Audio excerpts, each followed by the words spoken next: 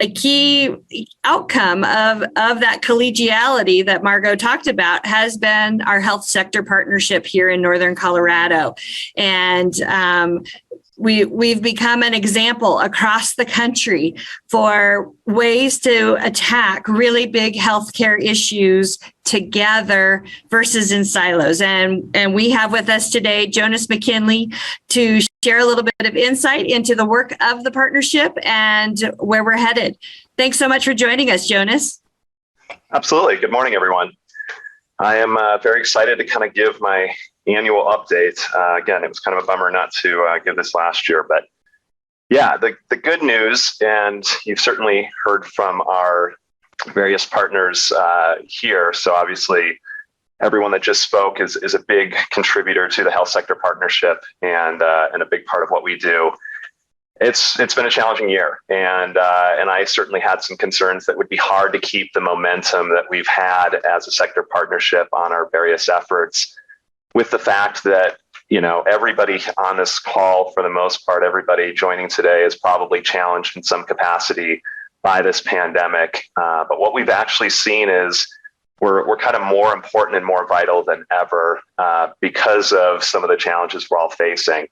So the Health Sector Partnership is an industry-led partnership that brings together public and private sector. So it started in 2013 with about 30 members. As of right now, we're at about 70 members with over 500 or 75 companies with about 300 members. So we have quite a big group at this point.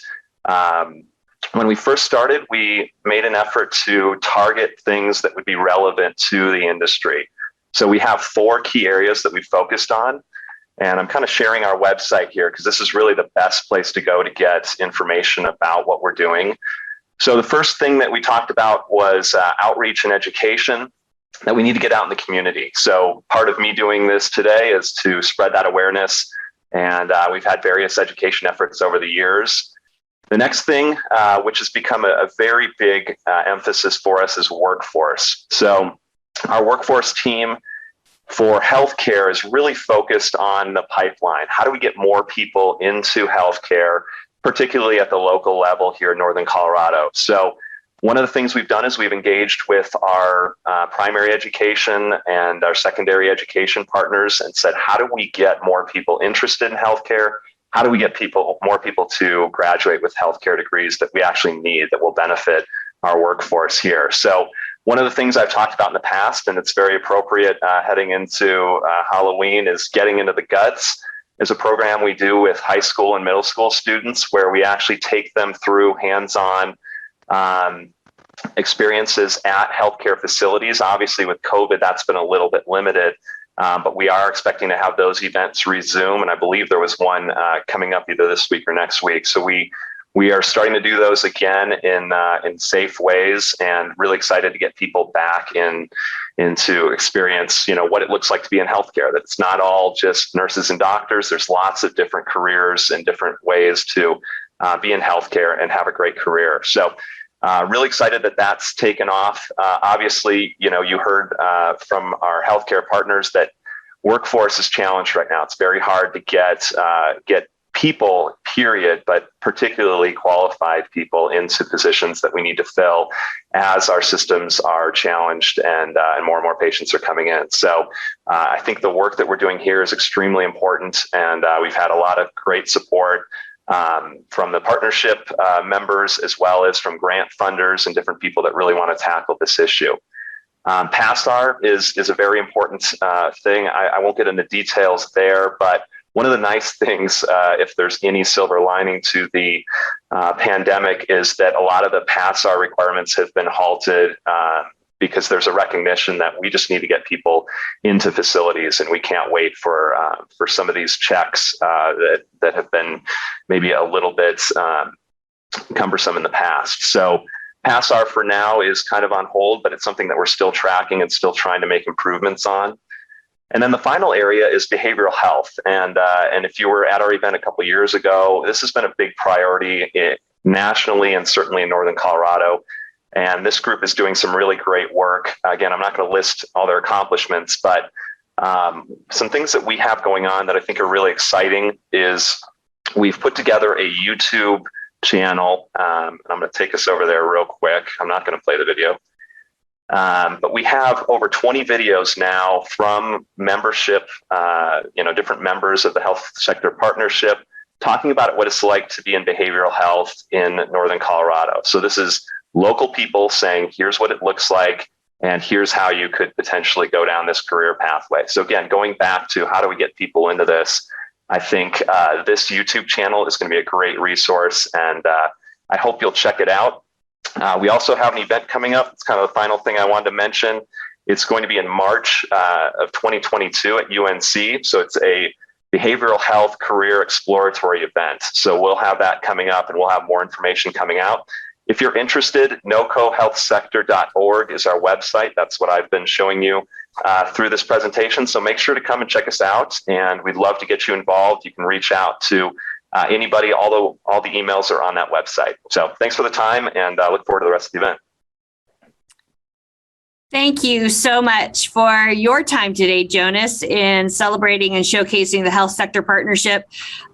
Get Into the Guts was actually hosted yesterday. And so despite COVID, we had 45 students from across Northern Colorado, high school and junior high students that were able to learn more about a job in healthcare, a career in healthcare. And so a special shout out to that powerful partnership that's making things like that happen and creating new opportunities.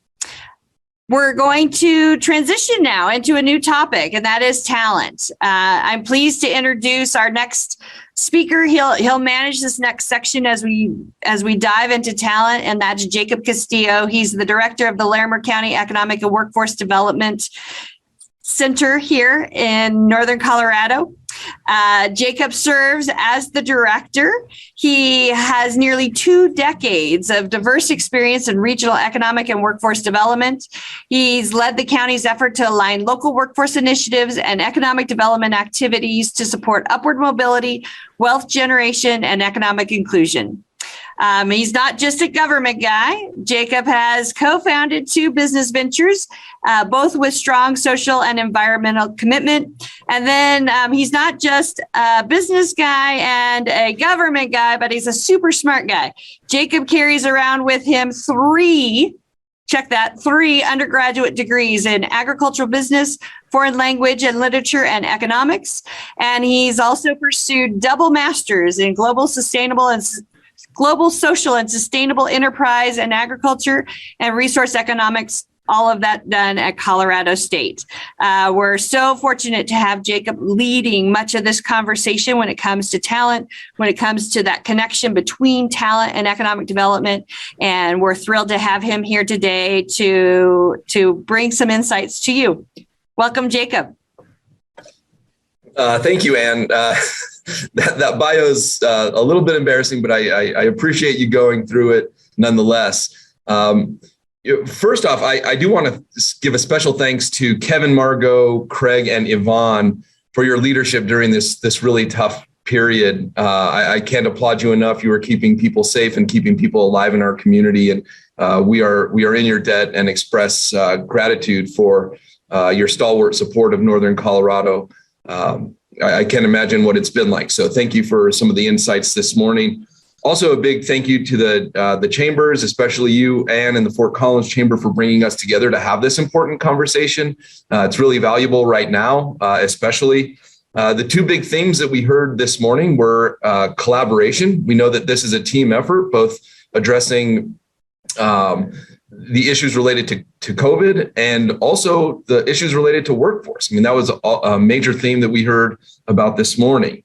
So in that vein, I'm really pleased to announce this morning that with the support of the Health Sector Partnership, and good to see you this morning, Jonas, the Health Sector Partnership, the chambers, our economic development partners, our department here at Larimer County was awarded a near $1 million grant from the Economic Development Administration to address some of these workforce issues.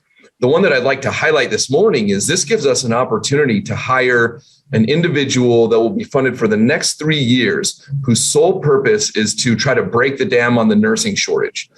So for lack of a better title, we're calling this right now a nursing navigator. The title may end up changing, but leadership at the Health Sector Partnership is looking at a draft job description. We're putting some meat on those bones, and we're hoping to release that in the not too distant future. So we will have someone employed in this region whose sole purpose is to look at how we can do better to get more people into nursing careers and upwardly mobile opportunities in the healthcare field. So exciting announcement. We're pleased to put that out there today, and there will be more to come. Certainly check back with the Northern Colorado Health Sector Partnership website for more information, or in our department, Larimer County Economic and Workforce Development. So with that, I'd like to transition a bit and introduce our speakers. I'm really excited about the next group of folks that we have who will be chatting about talent. As you know, workforce shortages have been felt nationwide across every industry. And here today are 3 speakers that are going to give insight into workforce trends and share expertise into what we can do as employers to attract and retain talent. So first, I'd like to welcome Lindsay Woolsey. Lindsay's a friend and is also the co-principal of the Institute for Networked Communities, a national nonprofit dedicated to building stronger, more inclusive regional economies by activating public-private networks around a shared commitment to place. She's also the president of the Woolsey Group, a research, technical assistance, and facilitation firm that works directly with CEOs and industry leadership to connect their needs to education, training, and economic development programs. Ms. Woolsey is known for her exceptional facilitation of strategic and complex conversations. I can attest to that, a critical skill set for the work that she does. Lindsay is a national expert in the field of industry sectors, industry and cluster strategies. And for over 15 years, she studied the policy and program elements of successful industry strategies, including engaging the industry, the role of intermediaries, the coordination of programs to support employers and workers, career pathways, work-based learning, rural economies, and evaluation and benchmarking models. She's published in each of these areas. So we have a national leader here who will be talking to us this morning. This morning, Lindsay's going to provide us with a quick look at what other regions are facing in critical workforce shortages in the healthcare industry and how industry partnerships like Northern Colorado's are responding. So with that, it is my absolute pleasure to introduce Lindsay Woolsey. And Lindsay, the floor is yours. Thank you so much, Jacob. And I can't tell you how excited I am to see you again and to be with all of you here today. Certainly hearing the updates from the NOCO Healthcare Partnership, certainly hearing from you, Jacob, on this new opportunity. I'm so excited around a nurse navigator and some funding to support that. No doubt that leads right into some of what I do want to talk to you all about today. So Jacob is right. I work nationally, and I've had the pleasure of working with healthcare partnerships all over the country. And that includes Pennsylvania, North Carolina, Louisiana, California, Wyoming, Hawaii. You should know that partnerships similar to the NOCO Healthcare Partnership are in other places as well. And so there's huge benefit there. To learn from each other. We get to feed into strategies, what works, what doesn't work. And we also just get to know that the struggles you are going through in Northern Colorado related to healthcare, related to the pandemic, related to talent shortages are not necessarily unique. What I will say, though, is that no doubt right now, and I know we've said this forever, right? Because it's not like nursing shortages and critical care shortages are a new thing, but right now, no doubt, is truly the opportunity to figure out what the solutions are. And you've heard over and over, collaboration, collaboration, collaboration. Know that in your NOCO Healthcare Partnership, you have the groundwork and foundation for collaboration that actually many places around the country do not have. And so much of what I have to share today will focus on that. So I am going to share my screen and just pop up a few slides that I hope will allow you to just see some of what we're hearing and seeing around the country. And again, this really draws from not only your work in Colorado, but clearly partnerships around the country who are facing similar things. And so here's some stuff, right? No surprises. I mean, it continues to be severe. And that's nursing across the board and in all different types of healthcare settings. But it's also some of our allied health positions that we have always known are really critical to care teams, whether it's inpatient, outpatient, community clinic, or long-term care. And so this includes some of our medical assistants, dental assistants, and some of our critical tech positions like surge, respiratory, pharm techs, imaging techs, probably some others as well. Now, no doubt there's shortages across the board. I mean, Yvonne, I agree. If you can find them hiding out somewhere in some dorms or somewhere else, like let us know, because certainly it's across the board. But these are the ones that we just hear over and over and over again from healthcare organizations around the country. So the other thing that we know, right, is that there's obvious barriers to the pipeline, if we want to think about it from a pipeline perspective. For example, we know that nursing schools, faculty limitations are real. And so, of course, that's going to be the bottleneck to getting more students into your nursing schools. But we know that's not the only problem. Certainly, COVID made clinical placement capacity can be for students who really need the clinical experience, not only because they need the experience, but they need that to, right? They need that to complete and finish their degree. I apologize if my internet goes in and out. I'm in a very rural location, so just hang tight and that'll happen. Okay, thank you. Being able to understand what are the ways that we need to get creative, collaborative, and really ramp up clinical capacity placement abilities is one of the key challenges facing the country right now. You've heard burnout. We know burnout. You just heard straight from the mouths of folks who are working in hospitals and long-term care facilities how real the burnout situation is. We know, for example, I'm from Washington State, and here in Washington State, our Washington Center for Nursing just released a report. You can look it up. I'm also happy to share the link. It's called The Impact of COVID on the Nursing Pipeline. And in their study, they heard that 51% of nurses in Washington State experienced layoffs or furloughs during COVID, or just in the end days here. 61% reported feeling unsafe on the feeling or perceiving to be unsafe on the job. 42% of the nursing capacity here in Washington State report that they're planning to leave early in 2022. 42%. So that's a big deal, right? Another piece that really came out of this report that's worth looking at because it relates to burnout and exits is 35% felt discriminated against because of a language barrier, because of an accent. And so the reasons they're leaving, are so wound up, obviously, in the stress of the COVID pandemic, but also in the stress of just what our world is going through. So I'm going to just jump to another slide here that I hope starts to illuminate some of the solutions we're hearing other healthcare partnerships around the country tackle. And so I hope you grab this and run with it with your new EDA grant and your Nurse Navigator, because here's what we're hearing. And no surprises, interconnected problems require interconnected solutions. And in fact, what I'm going to dig into here just in the next few minutes is these solutions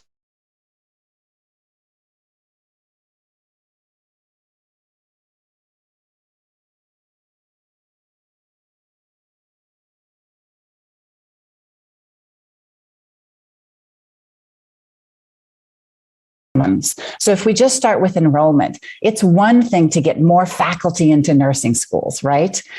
But we know that finding those faculty are really hard. So some partnerships around the country are getting really targeted at who are the nurses who who are ready to move into a classroom setting, who may want to come back from retirement or some time off, and they're perfect for this position. Let's not ask our very busy floor nurses to try to fill these roles. So trying to figure out the profile of the right faculty nurse is important. And subsidized compensation. There are states around the country who have gotten funding from their state legislatures to actually up the compensation of nurse faculty by 20%. And it works. There's definitely some evidence that works, but it's not just the right person for the right job at the right time. So this increases nursing student numbers. That's good. It gets more students into nursing programs. But the other question here is, what about those near accepted? The nursing students who applied but didn't get in, right? So they're not in the current enrollment period.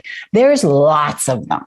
I mean, there really are lots of them. And some schools have ways of putting them into a pathway or a channel, or, hey, if you just go get some experience here, you'll have a better chance next year. Well, here's what's happening in some places around the country. They're just getting a lot more serious and focused around this. So for example, it's a collaborative of hospitals and community clinics coming together to help their nurse programs say, beyond a shadow of a doubt, if this student who almost got in but didn't, because we didn't have enough room and capacity, can do X, Y, or Z, then we will make sure they get extra points in the next enrollment period and we get them in. Not only that, but how do we use these near accepted but not accepted students to actually fill capacity now? Long-term care facilities are always sort of this afterthought of training grounds. And so it is time, from a collaborative approach, and some partnerships are really trying to address this, to start pulling in community clinics and long-term care facilities to really join the effort in making sure that the students who do have an interest in healthcare, they're still expressing an interest because they're applying, but they're not getting in, are really captured in a net report and helping with the capacity on the floor questions. So real quickly, completion and onboarding. Obviously, this is sort of the pipeline, right? So we're trying to tackle the enrollment issues, getting more butts and seats, if you think of it that way. But we also need to make sure that we're ramping up capacity for clinical placements. So some places, through their healthcare partnerships, a la NOCO Healthcare Sector Partnership, are really figuring out, how do we actually share the workload? Love the idea of a nurse navigator. I have to imagine you're already thinking about this, because what other partnerships are also thinking about is, not every single hospital can handle, just from an administrative and coordination perspective, how we partner with our schools and our students to even coordinate and organize the right clinical placements and the preceptor training that has to happen. So get serious about shared preceptor training, share the cost, share the risk. It's serious about coordinated placement of clinical experience so that it's not being duplicated at a very high resource intensive across all of your organizations.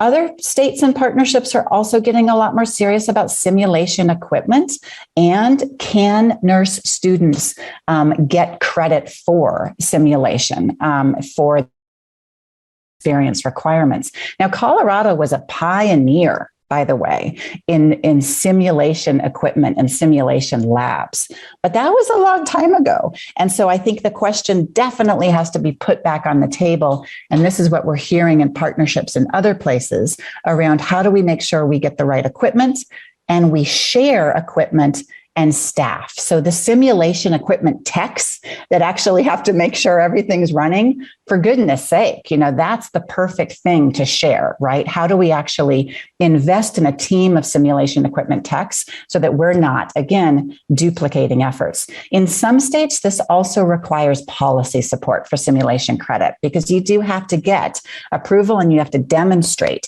the outcomes of strong simulation equipment experience for students. So I'll move on to onboarding and advancement. I know I'm really eating at my time here.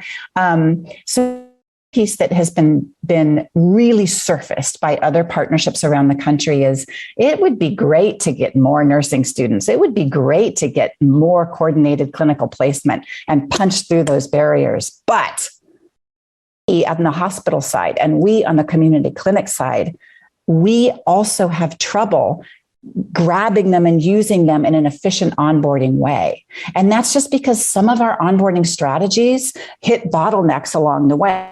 So it's sort of the upskill backfill conundrum, right? And so you this, but it doesn't mean that we're ready to take them or we have the right residency pathways and onboarding experiences to make sure they're getting into specialties, they're getting out to where they need to go, and then we actually have room to bring on our new students. And this is nursing, but this is in allied health as well, because no doubt the hospitals, the community clinics, long-term care facilities all have to have a really strong place for students and new hires to land.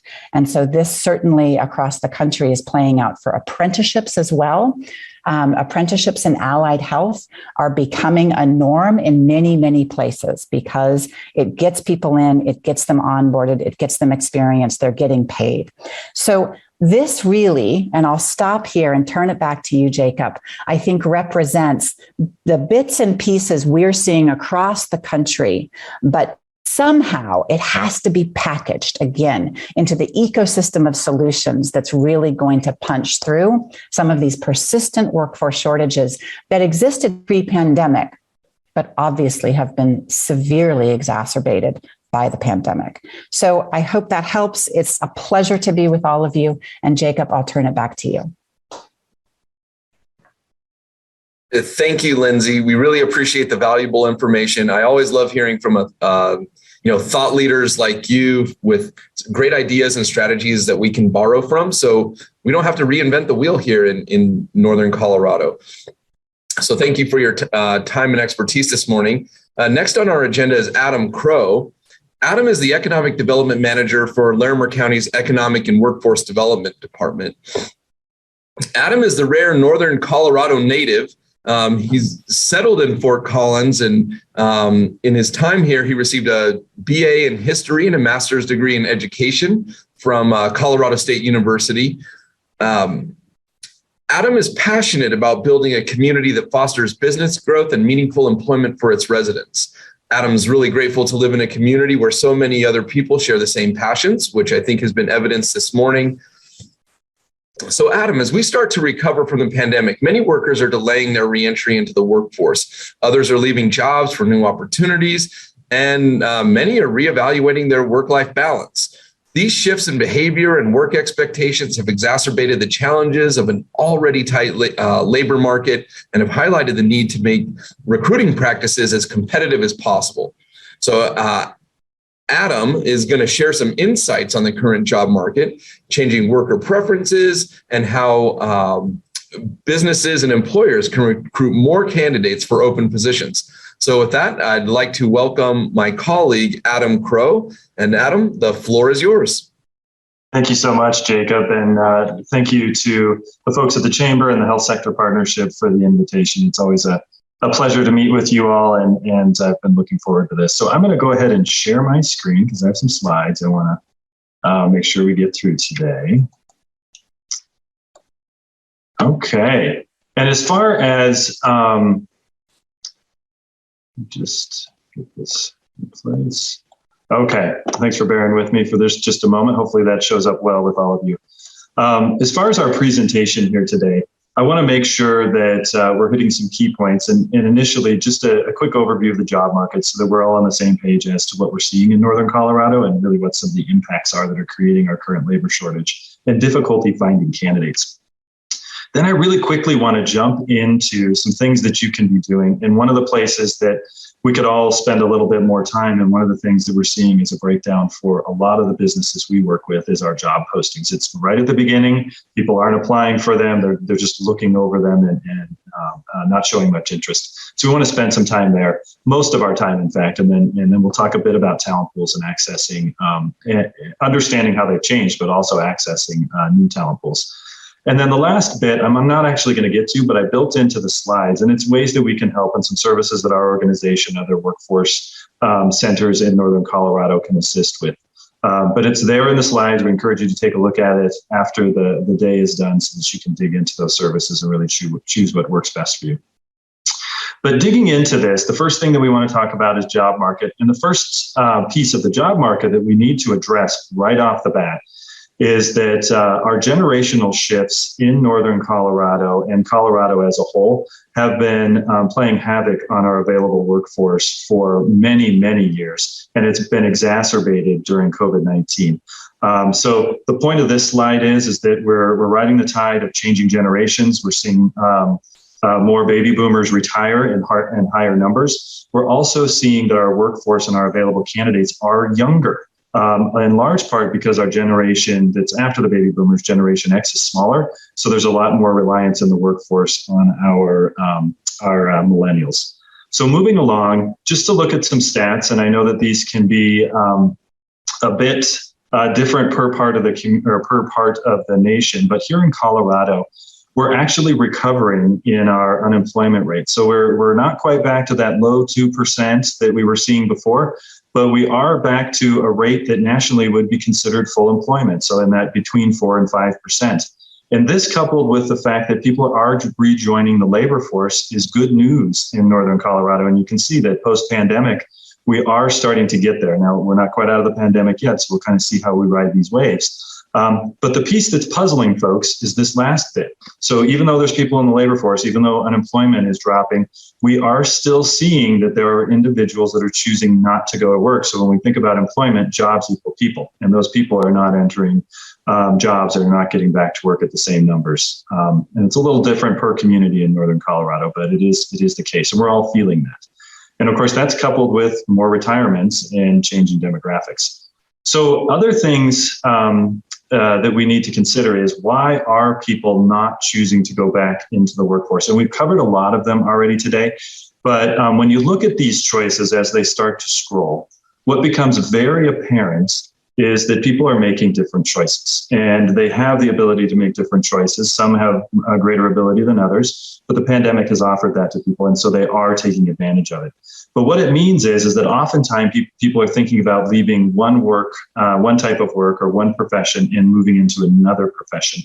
And so the people in the labor force may not actually be the same people that you're used to hiring or looking to. These are new people that are unfamiliar with in this case, healthcare or any profession that they might be interested in going into. So there's some work and some education that needs to be done to help them understand the values there, which we're going to talk a little bit more about. But we can't deny the fact that COVID-19 and other factors like automation have also, and we'll talk about automation in a minute, but COVID-19 has had an impact. And one of the bigger pieces of impact that has been had is around stress levels and burnout. And what you can see here from this chart, and this is a great study if you have time to look at it, McKinsey & Company put it out. But what it really focuses on is more women are leaving the workforce right now because of additional pressures that are on them due to work and home environment. So the next bit here really highlights who's being impacted by combining forces. And those combining forces are automation and COVID-19 in this chart. These are going to have long-term effects. The first column is the one I'd encourage you to look at on the left-hand side, which is the United States. And those dark and those black and those gray categories down below that are highlighted. And those are the occupations that are most affected by both of these factors. And they are predominantly or disproportionately, I guess not predominantly, but disproportionately occupied by women and people of color. So what this means is that the people that are being displaced right now are more people of color and more women. So that means that our labor pool right now is becoming younger, it's becoming more colorful, and it is becoming more female. And so employers need to be ready for those new talent pools that are out there. So job postings, how does this apply to job postings, and what are some things that you can start to do? Well, the first thing you obviously need to do is make sure that you're hitting all of the bases, and we're going to touch on these as we go through the next 5 minutes or so, just to make sure that you understand what we're talking about. But these are the basics in a job description. Some job descriptions are just far too short. Some of them are just far too complex and long. But the bottom line is that obviously wage matters, and you do need to have this in your job posting. But when we look at medical assistance and we look at the talent pool that's available on medical assistance, which is that dark green center category, because medical assistants do need some training, so you do need more of an exact match. And they, in some cases, need some certifications coming into jobs. Well, at $16 an hour, you're looking at just over 300 candidates. You up that to $19 an hour, and you more than double your talent pool. Now, if you're willing to do some training, which are the other circles, and look at somebody with less skills, you can increase that talent pool even further. So it does matter. It does make a difference. So the next thing that we want to talk about is that a lot of businesses right now are getting caught up on the fact that, I need to offer the opportunity to work from home. Isn't always the case. And the bottom line is not every occupation is built for that, and it's not possible. So, but what is most important and what our new talent pools are looking for, and people that are unfamiliar with occupations are looking for, is the ability to understand what those work hours are going to be, and what are my opportunities to make choice. So I may be working a 12-hour shift, but are there opportunities for me to make a choice and be able to spend some time with my kids at school when that comes up? And offering that flexibility is really what a lot of folks are looking for right now. It's not just work from home, but it's choice and flexibility. And then obviously there are some things that we need to do to sort of even the playing people and understand that people coming into our talent pools may not have all the same skill levels or the experience because they're younger or because they're coming from other career fields. So skills-based and competency-based hiring and building these pieces into your talent or into your job description is going to be really key. So it's really a fit is moving out the door. You can't look for a fit anymore. They're too hard to find, but it's really addition. Who's going to be a great addition? So one of the examples here is that a proxy would be 5 years of management experience. If you can change that to a skilled leader with the ability to provide exceptional support and highly motivated team of professionals, but looking at each line in your job description and turning that away from proxies, but rather into what are the basic skills and competencies. And again, down in the how we can help section, there are some things that we can do to assist you with that. And then obviously addressing barriers. We know that some of the biggest barriers for folks that are in the talent pool right now is some of the systemic challenges for women and for people of color. Well, this is a statement that the city of Fort Collins has added to their job descriptions to call it out and really encourage people to look at their job descriptions differently. This is a barrier in that there are the majority of women and people of color won't look at a job description if they don't feel like they can do near 100% of the things that are listed on there. And that's where proxies really create that division and start to encourage people not to apply. So familiarity, we also encourage you to put some additional information in your job descriptions about what it is to do the work and how to do that work. But I'm going to skip along to talent pools. And if you are not currently posting your jobs in Connecting Colorado, where all the people who are receiving unemployment insurance are required to register, encourage you to do that and get in there. And again, we can help you with these pieces. Higher education, we've heard about this, but you need to go to the source sometimes. Where are these people being trained? Our universities in Northern Colorado are both using Handshake. Our community colleges are both using Purple Briefcase. Encourage you to get into those systems and start networking with the students that are in there. They are very valuable resources. And then the last thing is that we did talk a lot about the importance of career pathways. And earlier when we were talking about the sector partnership, one other resource that I encourage you to take a look at is NOCO Inspire. And this is working in conjunction with our sector partnerships, all three of them, to do a lot of the work that they were talking about earlier. And so internships, apprenticeships, and there is a work-based learning navigator named Sandra Jackham that's here to help you through those processes. So I'm going to stop it there. And we are available for consultation and assistance, and want to make sure that you all are getting connected. So please reach out to myself or Jacob or others on our team. Jacob, thanks so much for the time. Thank you, Adam. I don't think Adam would mind me sharing his email address, acrow@larimer.org. Adam, great comments. You covered a lot of ground very quickly. I know there's a lot to unpack there, but thank you for your insights. And again, if you have any questions, please reach out to Adam directly. It's now my pleasure to introduce Robin Domber with Development Counselors International, or DCI. I recently had the pleasure of hearing Robin present at a national or international conference on economic development, and excited to hear more about see her presentation again. But Robin has led DCI's research division since 2011 and is uniquely positioned to provide customized insights that can help guide our strategic planning and marketing strategies in both economic development and tourism areas. In this role, Robin is responsible for the development and oversight of perception and stakeholder surveys, labor market profiles, target industry analysis, and competitor analysis. She is also responsible for the research behind DCI's thought leadership initiative, including DCI's annual Talent Wars series and winning strategies in economic development marketing. But fascinating reports over the years. If you have a chance to read them, I highly encourage it. Today, Robin's going to share key findings from the 4th edition of DCI's original research series, Talent Wars. And all of us know that we are in the thick of that right now. This report takes a deeper dive into the top factors that talent considers when making a career location change, where talent is looking to inform their decisions, and some of the most pressing topics unique to the area of COVID-19, and ultimately the triggers behind relocation decisions. This is all coming from the perspective of individuals and talent who have undertaken an actual move. So this report will be free to all attendees and will be distributed in the wrap-up event.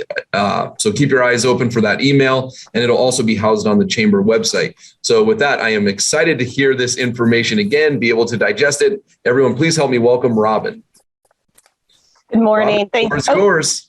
Wonderful. Thank you so much, Jacob. Really appreciate it. And I'm so honored and happy and pleased to be with all of you here this morning to release and share some of the high-level findings of our national talent study, Talent Wars. I would be remiss, again, just reiterating a huge appreciation for all of the healthcare industry partners.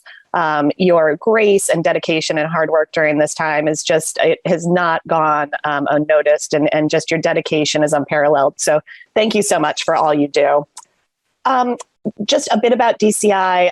We are the leader in marketing places. We are a global public relations and marketing firm, but we are unique in the fact that we only represent public sector places.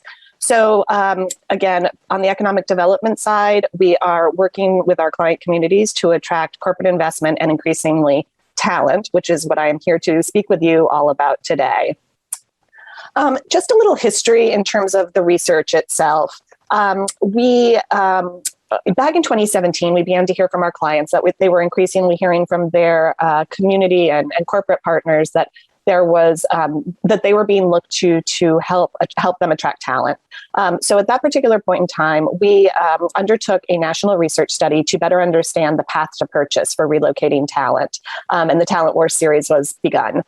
We have been conducting this study every year since 2017, but the end goal has really been to understand, again, that path to purchase for relocating talent. What is important? What are the drivers? How do they prefer to be communicated with? And really arm our communities and our clients with the tactics, and the organizations within those communities, the tactics to be competitive in terms of recruiting and retaining talent. This year, we actually approached the study a little bit differently. We had heard repeatedly from our client communities that they wanted to go deeper into those people who have actually relocated. So this year's study was a bit different. We only surveyed individuals across the country that had actually undertaken a relocation during the past 18 months. So again, not some of that hypothetical information among people who may be considering a move, but actually people who undertook that relocation. This did occur during the pandemic, which sort of introduced a whole other layer of complexity. But overall, we wanted to take a really deep dive into the triggers and motivations for the relocation decisions that people did make, and essentially arm our readers of the report and other communities and organizations with the insights and the specific tools and tactics, again, that will help them become more competitive in their quest for relocating and retaining talent. So one of the things that we really wanted to take a deep dive in this year was to really understand what is the actual trigger that is causing people to consider relocation. First and foremost, I think of it in terms of a funnel. So when people are actually thinking about taking a move or making a move, what is that primary driver? What is at that top of the decision-making process that says to people, I'm ready for relocation. I am ready to consider making a move to another location. And what we heard, interestingly, was that definitely confirmed some of that anecdotal information that I think many of us have heard of regarding why people have undertaken a move. When asked about the primary trigger that caused you to relocate since the start of the pandemic, we found that 38% of respondents were really interested in having a better quality of life. This was a multiple choice question. People could select more than one answer, but it really hit home that people were looking for a different type of lifestyle or a better quality of place than where they currently were. This was followed by 30% of people reporting the desire to be closer to family. And then finally, 27% reported that they were just looking for access to a larger living space, which is not surprising given how much time people were spending in their house and on top of family members. So again, if we were to replicate this same question next year, we may see a very different answer. But again, it definitely reflected some of that larger pandemic context. We get a lot of questions on what does quality of life actually mean? What does quality of place mean? And I wish I had one answer, which, I wish there was one answer, which, everybody knew, okay, this is what quality of life or quality of place refers to. And this is what it means to everyone across the country. Unfortunately, that's not possible. Quality of life means something so different to every single individual. We had over 1,000 responses, and we probably had 900 different interpretations of what quality of life actually meant. But what we were able to do through this open-ended question is really bucket responses into some key themes. You can see here that good schools, outdoor recreation, sense of community really rose to the top in terms of what quality of life meant to them. We also saw, interestingly, that jobs, people did not distinguish between their jobs and career opportunities and that quality of life. So clearly a big component of what people are looking for when they're trying to improve their quality of life. I'm going to pepper in some examples of case studies and best practices, and I am not including this just because of the group I am talking to today, but Northern Colorado, who we have worked with, does an exceptional job of arming employers with that quality of life information. One thing I want to drive home is that companies and organizations, they are experts at selling the job, they are experts at selling the company, but they are less experienced and less prepared to sell the community. We always recommend organizations take that lift off of companies, take that lift off of employers, and arm with the information to sell the community to prospective job applicants. Northern Colorado on their website offers a whole suite of tools, including creative elements, brand guidelines, logos. They also provide information for trailing partners and spouses. But essentially what they are doing is they are helping their employers be able to sell the community. So if you've not seen this, I highly encourage you to look at it. There is an HR toolkit that can be downloaded. And really, this is what we consider a best practice example of collaboration between economic development organizations, communities, and the employers that they are trying to help and serve. Going back to that proximity to family and friends and how important that is, very quickly, just wanted to show an example of a community that has a boomerang strategy. We always recommend implementing strategies that target individuals with existing ties to the region. Greensboro does an excellent example of this. I love their tagline, "You grew up, so did Greensboro." But what they're really doing is trying to make those connections and capitalize on those individuals that have some previous experience with the area and lure them back in to see and revisit how much Greensboro has grown since perhaps they lived there. And really good strategy, provides ambassadors. So again, use your existing employers or employees. Make sure that they are, letting their friends, their family, those people that they have connections with, and have them communicate, the assets of the region as a place to live. The case for training, another really important topic this year. We found that 51% of respondents had actually changed their careers due to the pandemic. Some of this was forced. We know that some sectors were hit incredibly hard and people did have to reevaluate their careers and perhaps transition into different jobs and career opportunities. But what's interesting is 54% of respondents also enrolled in or completed additional training to help change their career. So we know the appetite for additional training is out there. We know that people are hungry to perhaps change their career path. So again, make sure that those opportunities are well known. And I wanted to share this example specifically of a region in South Carolina that does this particularly well, upstate South Carolina.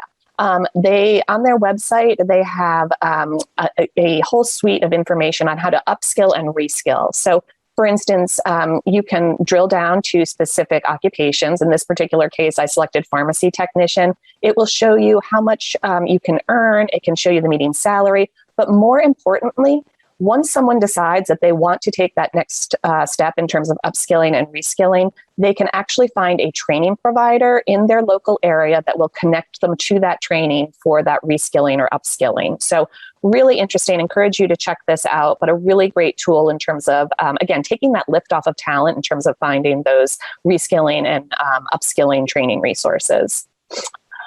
Top relocation factors. As we move down that funnel for decision making, we know that, again, that quality of life, that closer to family and friends are sort of at the top of the funnel, but there are many locations that can meet that criteria, or that could actually fulfill those objectives. So what becomes most important? And when we ask specific questions on the top career-related factors and location and factors, you can see that there's these factors that kind of rise to the top in terms of importance. Interestingly, these are the same factors that have been on the top since 2017. First and foremost, job trumps everything. Employees or talent will not relocate typically to an area without a job opportunity. So essentially, when they're looking at those factors, it's salary that rises to the top. But as we heard also this year, we're seeing work-life balance, we're seeing meaningful work opportunities. Those are rising to the top. They also prioritize very practical matters, cost of living, housing costs, housing availability. Again, people want to know that they have a comparable or better standard of living to their new location as where they are moving from. So very important to highlight not only the job opportunities, but also those very important practical factors. Again, I encourage you to look at some of these examples that I'm going through. I know we're moving through quickly, but Buffalo has an excellent cost of living calculator that can be integrated into a website to help share that information. Reaching this talent. Impressions are formed by a number of ways, but what we're seeing this year is that digital resources are key. Your social media, your internet research, those are rising to the top for the first time over that firsthand experience. Again, largely pandemic driven. But what this means is that you really need to keep your digital house in order, both communities as well as organizations. YouTube, very, very important. It actually overtook Instagram in terms of being most influential source. So if you do not have a YouTube strategy, we strongly encourage you to investigate that, research that, make sure that is part of your arsenal in terms of your digital tools. Where talent wants to live. We heard a lot of information around the demise of big cities and that people were relocating to entirely different community types. What I did want to point out here, though, was that was not necessarily the case, according to our survey. A good portion of people who had lived in, say, for instance, a large urban area were relocating to another large urban area, rural to rural, suburban to suburban. And my key here, or my kind of key takeaway here, is that really make sure that you are communicating the whole diversity of living environments within your region. You want to make sure that you are not just showcasing one particular community type, but make sure people are aware of all the different types. Jacksonville, USA has a great tool on their website, which actually allows people to do an interactive quiz and hone in on communities that meet their individual needs and interests. So encourage you to take a look at that as well. That was a sprint. I went through that very, very quickly. I believe everyone will be getting a copy of the Talent Wars report as after the presentation, or perhaps you've already received it. Please be in touch. I would love to talk to any of you further regarding any of the information I presented today, as well as any other information that comes out of the report. But again, such a pleasure to be here with you. And please reach out. I love to talk about talent. I'm very passionate about it. And kudos to all of you for having this event and tackling this very important subject. Robin, thank you so much for joining us today. DCI has been a key partner for us as we've navigated this talent space, created work in Northern Colorado alongside them. And we're just so fortunate to have you as a partner in our arsenal. We also want to do a special shout out to Jacob and Adam and Lindsay for joining us to share some insights when it comes to talent. We know that it's an important issue for not only healthcare, but for all of our business owners across Northern Colorado.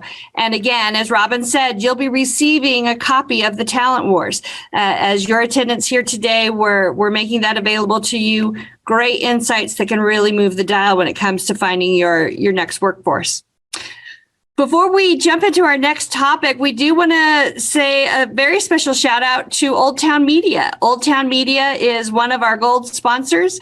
They specialize in a strategy-first creative solution that combines business strategy and consumer behavior modeling with traditional creative services such as branding, storytelling, digital marketing, and public relations campaigns to help businesses grow and expand into new markets.